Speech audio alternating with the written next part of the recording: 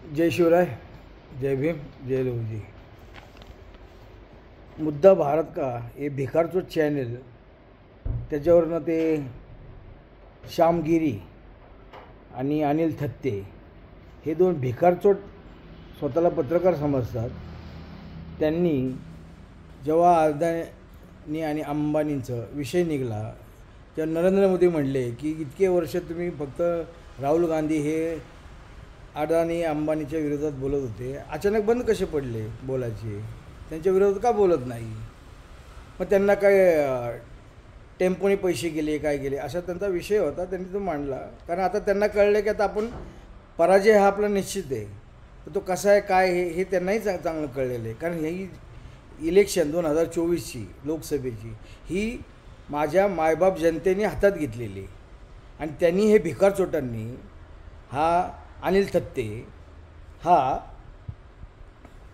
राहुल गांधींना कुत्ता म्हणतोय, त्यांनी हड्डी टाकली की ते लगेच जातात, हे त्याचा शब्द आहे।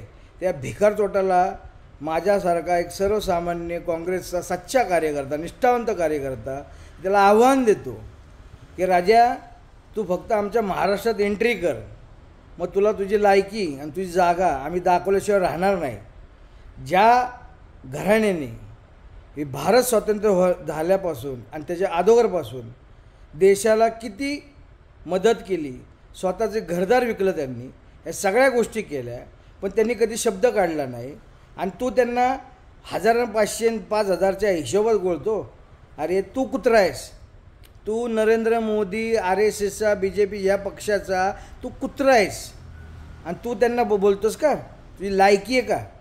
तुला बघायचं असेल ना तू महाराष्ट्रात एंट्री कर, आणि त्यातल्या त्यात तुला जाणीवपूर्वक सांगतो तू फक्त पुण्यात एंट्री करून दाखव, तुला मानू आम्ही, ही नाही मिशी काढून आम्ही फेकू। पण लक्षात ठेव, तू जर पुण्यात आणि महाराष्ट्रात एंट्री मारली ना, तुला तुझी लायकी आणि तुझी जागा दाखवल्याशिवाय हा राहुल प्रियंका गांधीचा सेनेचा प्रदेशाध्यक्ष मुकेश मधुकरराव धिवार तुला चॅलेंज करतो, चॅलेंज। तू स्वतः कुत्रे आहे आणि तू त्यांना बोलतोस, अरे जे पंतप्रधानांचे दावेदार येतात प्रबळ आणि तू त्यांना बोलतोस। लक्षात ठेव, तुला तुझी जनता ना एक दिवशी तुला जागा दाखवेल आणि तू फक्त आमच्या महाराष्ट्रातला पुण्यात ये, मग तुला तुझी जागा दाखवल्याशिवाय राहणार नाही।